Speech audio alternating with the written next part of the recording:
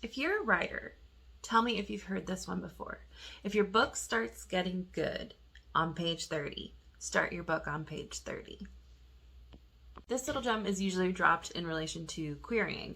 Most writers struggle with this because they're like, how could an agent possibly get a good idea of my story in the first 3 chapters or the first 30 pages? You need to read more than that if you're going to understand the book. Sometimes people infer that this means you should start your story as close to the inciting incident as possible. While I don't think that's necessarily bad advice, I don't think that's the only way you can do it. And I'm going to use one of my favorite movies, ParaNorman, to show you exactly how it can be done.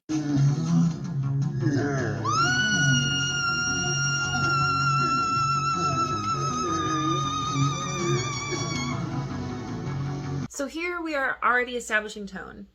We know it's going to be very tongue-in-cheek and self-aware. We even kind of have the aesthetic of the movie. It's going to feel very 80s. Well, the zombie is eating her head, Grandma. Already we've established something about Norman as a character. He doesn't scare easily, and he has a special interest in zombies. Just bothered to sit down and talk it through and be a different story. Norman, didn't I tell you to take out the garbage? Yeah, coming, Dad. Tell him to turn up the thermostat too, will you? My feet are like ice.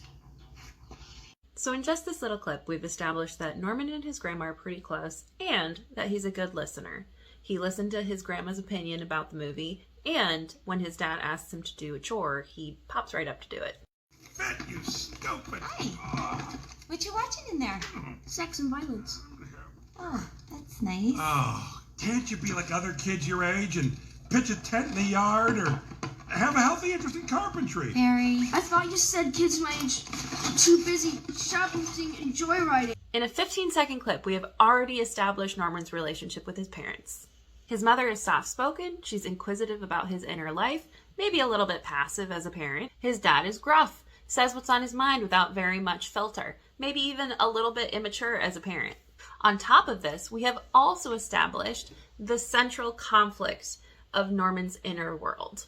As with most kids, he feels as if he is not living up to his parents' expectations. It's like RIPPED, like a 7-pack at least. Ew! Watch it. Courtney, be nice. Yeah, she totally doesn't deserve him. I mean, she's nice, and I really... We are now up to a total of 5 characters that we have introduced, and we already have a very clear understanding of who they are and their dynamics with each other as a family. Hey, Dad? Grandma says, can you turn up the heating? Her feet are cold. Now, Perry. How many times do we have to go through this, son? Your grandmother is dead! Now we have this twist. Norman's grandma, who he was just talking to in the living room, is dead. He was talking to a ghost. There's no way I can get this all into one 3-minute video, so like, follow, and go check out my profile for part 2.